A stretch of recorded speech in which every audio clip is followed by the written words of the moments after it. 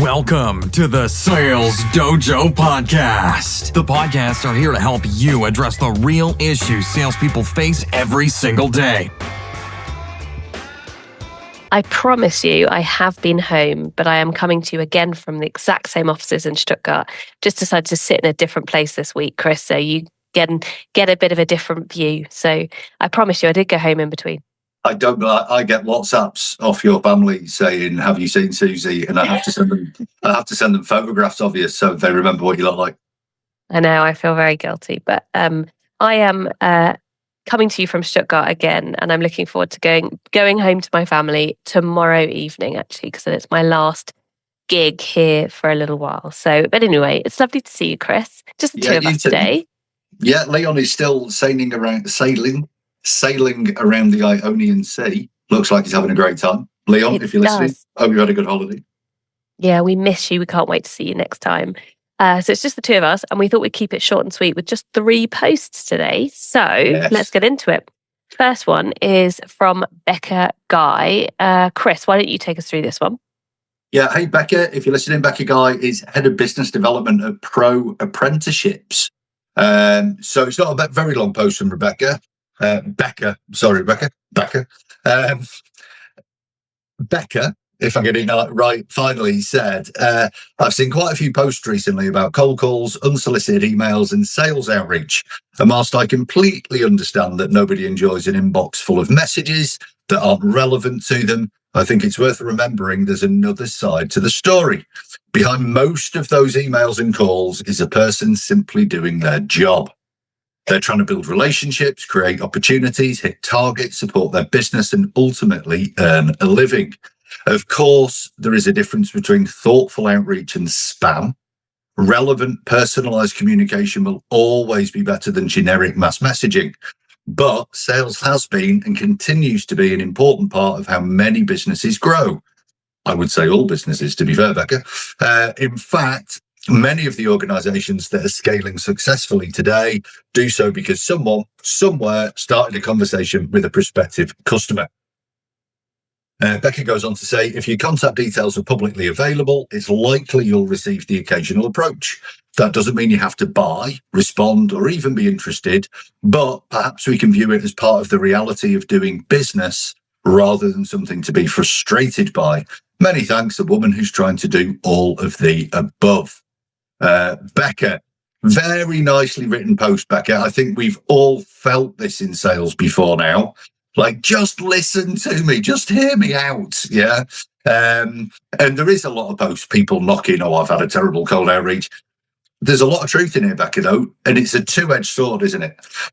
There isn't a business on the planet that's scaled without selling more stuff. All right, you can scale with investment and third and fourth tier investors and that, but ultimately, you've got to sell a load of stuff with a margin to have a successful business. If you're not doing that, well, you've got a hobby or a failing business.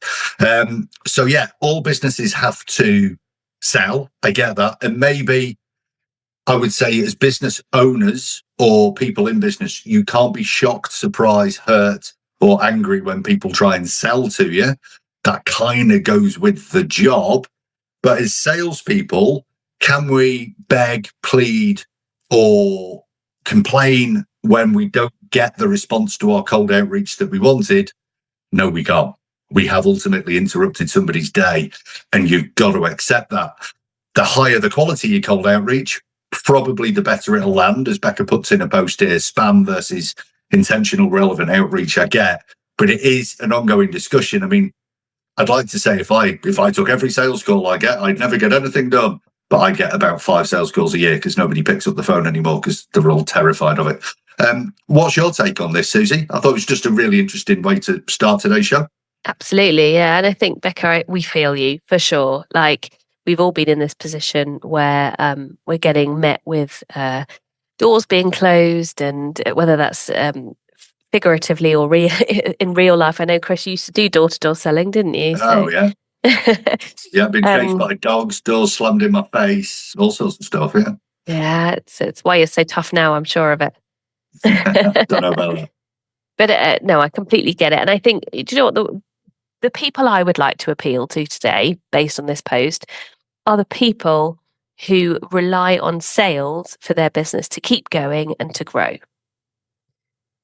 We have heard of so many instances where a head of sales, a sales director, a team leader in sales team puts the phone down to cold callers from other companies because they don't do cold calls, yet they are managing a team that do this every single day. So my appeal today goes to you. If you say, I don't do cold calls, I don't want to listen to this crap, whatever, think about where you're benefiting from. And I bet you that somewhere in the chain, you are benefiting from somebody in your team, directly or indirectly, who is doing that job for you or your company to help grow. So give these people a chance. You never know, they might have something that's of interest. Theoretically, they are ringing you up because they think there could be a match, and they're trying to figure that out as quickly as possible so that they can qualify you in or out of their funnel so that they don't call you again if you're not a match for each other. So I think the message I want to take from this is give people a chance, at least listen to them for the first 10 seconds, because they're doing this because there is somebody or a team or a company who is benefiting from them doing that outreach somewhere. Yeah, Susie, definitely. Yeah. End of preach. If you are anybody receiving a sales call and you're reacting badly to it because it's a badly delivered sales call, then I get that. Or it's the 50th one you've had that week from the same company. This spam sort of stuff. We're humans. We're going to react, aren't we? If you're reacting just because you're a grumpy guts, maybe look internally a little bit about the inner turmoil that's going on inside your head and sort that out. But yeah, to go with Susie, if you're sat next to your sales team doing exactly the same, then A, have you looked into your sales practices? Are they working? If you feel that receiving cold calls is that bad, why are you asking your team to do them? Maybe they're doing them and they're not getting any result from them because they're doing them badly. Let's look at the flip of this. If you're making sales calls and you're getting, how dare you call? Where did you get my number in that? Maybe you've just called them at a really bad time. It's not you.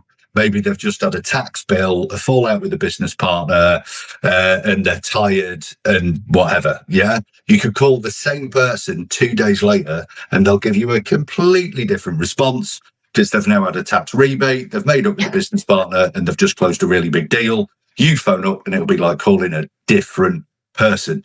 And this is what I love let's go off topic for a minute because we're here now, Susie. I've seen a lot of posts. Becky, you've mentioned you've seen a lot of posts recently. I've seen loads of posts, people saying, I think the algorithm's changed on LinkedIn. I'm not getting any traction on my posts that I used to. And, this is where all my business comes from. And here's the thing. If you pick up the phone, you've got control of that. You've got control of the conversation that you have with people. If you solely rely on social media for business generation, you have no control over your output because they could just change the algorithm. They could just decide to throw you off. You can get barred from LinkedIn really easily. You're doing a business generation that you've got very little control over, which is why on my soapbox, the phone will never die. Here. Love this. Stick at it, Becky. You're doing an amazing job.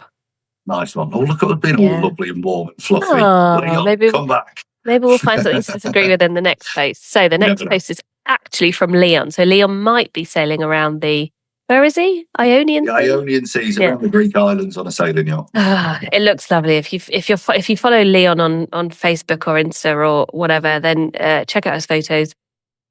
Looks amazing. Right. But he has obviously had some time while sailing to look at LinkedIn. He shared this, so we thought we would give it a little mention. This is from Harris Halkitch. I'm not too sure how to say your last name, Harris. We do talk about you a lot because you do post some great stuff.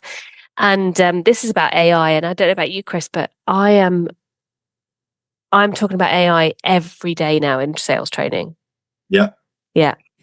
Everything from sharing tips as to what's working, talking about worries about it, using exercises, right? So we now train AI, if you like, don't we? So we now train stuff to use AI to make it benefit you as a salesperson. So it's definitely the hot topic, and I don't think it's going away anytime soon. And what I think Leon shared with us, and he didn't say why he shared this, but he sent it for us to read out, is how AI can help us in different sales roles. So this is specifically around Claude. I know Claude is a super popular AI tool with a lot of sales teams.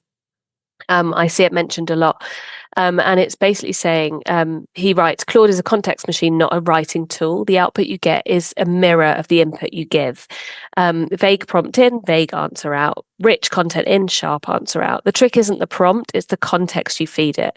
CRM activity, LinkedIn signals, past email threads, recent trigger events. That's the input that makes Claude actually useful. And so he basically talks about some of the stuff he does automatically. And he basically says even accounts that ghosted 6 months ago can come back with a fresh hook to restart the conversation. To use cases change, the use case changes depending on what you're doing, he says. So here are some Claude prompts or Claude ideas to use for your different roles. So I'm just going to read each of them out. I think that's probably the simplest thing. And then Chris, why don't you tell me which ones you think are particularly useful, knowing on who you work with. Okay. So, all right. So SDR, drop a prospect's LinkedIn about the last 3 posts into a chat. Ask for a personalized opener under a minute per account. Great shout. BDR, give it 20 target accounts. Ask it to rank them by buying likelihood using size, industry fit, growth signals. Make it explain its reasoning. AE, after each discovery call, paste your notes. Ask what the buyer revealed about decision criteria, timeline, internal politics. Then ask what you missed. Love all of these so far. Sales engineer, build an interactive ROI calculator as an artifact. Plug in deal-specific numbers and send the link to your champion. Also cool, sales manager, upload call transcripts, score each seller on discovery depth, objection handling, and next step clarity. Build coaching plans from the gaps you see. Love that one. VP of sale, drop 4 quarters of pipeline data into the chat. Ask where you leak revenue by segment, deal size, and cycle length. Sales operations, paste your comp plan. Ask what behaviors it accidentally rewards. We talked about that last week. Yeah. Or punishes. Get a second read before rollout. And RevOps, upload marketing lead data and sales pipeline data together. Find the gap between what marketing qualifies and what sales actually closes. So there are the tips, and I think there's some amazing tips in there. Anyone who's listening to this and thinking, didn't capture all that, don't worry about it. If you go to our LinkedIn post, we will share the link to this LinkedIn post for you so you can go back and find it and save it. Chris, what jumped out to you there? I'm going to go reverse order. Actually, something not on that list is what jumped out to me last really loud, is the phrase challenge your assumptions. Ooh. I love that, because what it's asking you to do, it's like a good coach would do, is get out your bubble, get to the outside and start looking back in. Especially if you're leading a company or a team or whatever, you're so in your space, you don't see all this stuff going on, you're too involved. If you take that step out and go, look, here's what we're doing, can you give me some feedback, which is what you're asking the AI to do, it will challenge your assumptions. Especially if you go in your settings about how do you want your feedback and give it prompts for don't appease me, don't say lovely, fluffy things, don't always tell me I'm right. If you think I'm wrong, you've got to challenge me. You'll see this on a lot of AI. It goes, oh, that's a wonderful idea, blah, blah, blah, blah. You feed any old crap, it'll tell you it's wonderful. And when you challenge the AI, it goes, oh, you were probably right to challenge me there, actually. That's one. And it's sycophantic again. That doesn't help. You want it to challenge you and tell you you're wrong. So just that challenge your assumptions, I think, is great to start with. Stand out for me here. Ooh, I don't know. I like AE because I do this live with people that I coach. After every discovery call, I'd say paste your transcript, not your notes, paste your transcript, ask what the buyer revealed, and then ask it what you missed, and then ask it what great questions you could have asked to get that stuff. And all that lot. You can really coach yourself brilliantly here. And then sales ops, if we're going to have that one, paste your comp plan. And this is purely because this is so top of mind for us at the moment with things we've been discussing, isn't it? Which behaviors it accidentally rewards. This is all your comp plan is about, is behavior. And we think we've done it really well. And then we realize it's driving sandbagging. It's driving low margin deals. It's driving mis-selling. It could be doing all sorts of stuff. It's driving just unhappiness within your team, you know? Use it as just an outsider looking in. I think this is a great post. I can see, Leon, if you're listening to this, you might have disagreed. You might go, what the fucking hell? What's going on here? It was a dreadful Leon impression. I apologise to everyone now. But yeah, I think we need to start boxing clever with this. This is really good. Yeah. I've been coaching all day, Susie, apart from one gap where I've been doing my VAT return. AI, please just take over all of that for me straight away. Surely there must exist some kind of program for that, like AI. It's made it a lot easier. I just now photograph everything. It reads it. It knows what it is. It puts it in categories. It does everything else. That is, but it's still a physical act. And then I've got to do Amazon invoices. Where do they come from? And plug that into Wise and Zero and all this sort of stuff. It's still a bit of manual labour for me. If my accountant's listening, though, maybe you need to lower your fee because you're not doing as much as you used to do. Not really. Lisa, love you. And Stuart, thank you for all your help. I've totally lost my train of thought where we were going. We were talking about the helpful prompts or rather the ideas as to how you can give your AI context. Yeah. So I've been coaching today, and one of the first coaching questions I asked when somebody said to me today, I've got this thing coming up, and I just, wanted to go over some scenarios, what we could do about it and how I deal with this situation. I go, brilliant, love that. What have you found out you could do so far? Because you've only had to ask Claude or somebody who's done that before in your office or whatever. Like, there's lots out there, and 9 times out of 10 people go, you are? And I'm like, yeah. Were you just waiting for me to give you a silver bullet, or have you tried to figure this out yourself so far? I know this is shooting ourselves in the foot, because are we going to get replaced? Because maybe you don't need to run it past us anymore. But I just don't think people are embracing this in sales as much as they should yet. Maybe they're fearing it. Maybe they don't believe it. Maybe that's being top-down led. But some of the salespeople I see crushing it are really using this as the tool that it should be. Great post. I've rambled on, Susie. Sorry. Go on. No, I think it's cool. I mean, I just wanted to pull up the sales manager piece about using transcripts, uploading them, scoring sellers on discovery depth, etc.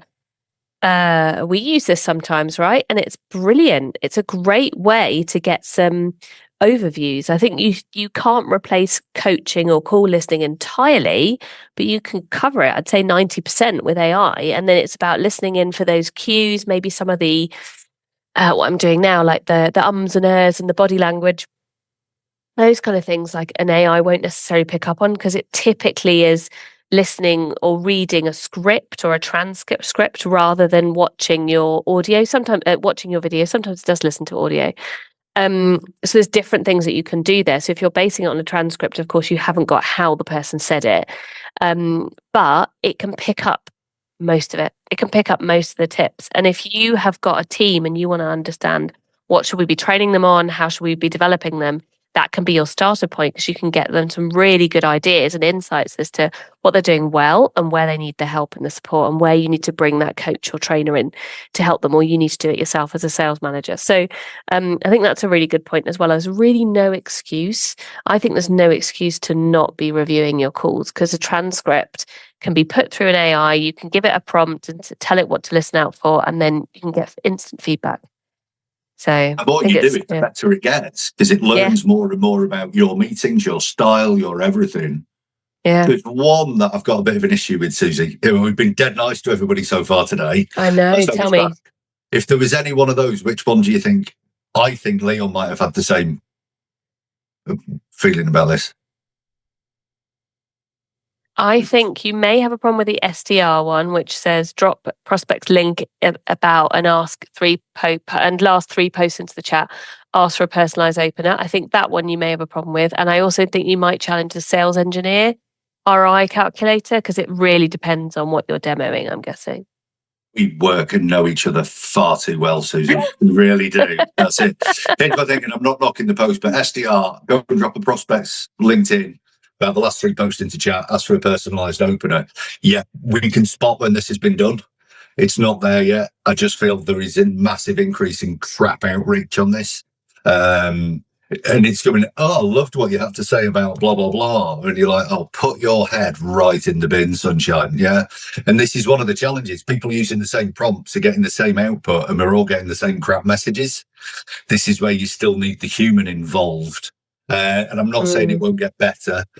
Yes, do this, but use it as inspiration to be the salesperson on this, because we can put the human spin on it, which is where my sales engineer umbrage comes from. Build an interactive ROI calculator as an artifact, plug in deal specific numbers and send the link to your champion. Yes, if you believe that's why people make decisions, but they don't. These are humans. There are emotional drivers here. Yeah. If we made decisions on ROI calculators, we would all drive a Toyota Corolla. Most reliable, most economical, most value for money. None of us would eat pasta or chips. We wouldn't drink alcohol. Nobody would ever have smoked. This isn't why people make decisions. Yeah. People make emotional decisions. So yes, you can do as a sales engineer, but you've got to bring in the salesperson still. You just don't rely on that too much, because it isn't ultimately why we make decisions. There's all sorts of books on this, which are fascinating if you want to read those as well. Love it. Thanks. I think we could talk about this forever, couldn't we? But we haven't. We haven't got the time. Yeah. Go check out that when we drop the link in our LinkedIn. So the third post we've got today is all about confirming appointments. It caught my eye. It's very recent, this post. It just got posted a couple of hours ago. So it's super relevant, from Matt Green, who is the co-founder and chief revenue officer at Sales Assembly. And Matt writes, confirming tomorrow's meeting is how some of your meetings get cancelled. And that's what got my attention, because I was thinking, I don't know how I feel about this, actually. I'm not too sure which side of the fence I'm on. So he says, one SDR in our monthly peer group mentioned he calls the day before every demo. He runs at an 85% show rate, but watches a few prospects use that call as the exit. We looked into it some more. We're not interested, something like that, right? Another SDR never confirms. His logic is the prospect already picked the time themselves off an agenda and a list of options. A confirmation call just hands them that convenient moment to back out. Matt then says he's personally in that camp. For what it's worth, I'm getting down with the kids with FWIW there. I don't like confirming meetings for this very reason. That's what Matt writes. He said, though, that said, I get how both playbooks can work, as long as they're solving for different bookings. A meeting set on a single cold call carries a very thin commitment. The prospect says yes, partly to end the conversation, and that yes decays over a week. Those meetings need a confirmation call. And when a prospect cancels on it, you're in a live objection instead of an empty calendar slot tomorrow. So work it. You took this meeting because intake was eating 10 hours a week. What did you find since then that's changed it? Like, give your response, give your objection handle back. The answer is a competitor, an internal blocker, cold feet, 3 different plays, all of them better than 30 minutes of staring at a Zoom screen. Meeting the prospect but themselves, offer clear agenda at a time that they chose, leave that one alone. That commitment was self-generated. Calling to confirm reopens a decision they already have made. So the rule, the thinner the commitment at the booking, the more the need for a confirmation. Chris, I just thought let's have a chat about this, because I quite like what Matt wrote here, and I don't know where I stand on confirmations, if I'm honest, but I think you might have a couple of techniques that you use. Yeah, the thing is, it's Schrodinger's cat, isn't it? You do that confirmation call, it's either cancelling or it's not, and we don't know until we make the call. It's Schrodinger's confirmation call. There we go. Just to butcher a very famous thing. Here's the thing, I'm a fan of qualifying. Yeah, we're after the truth.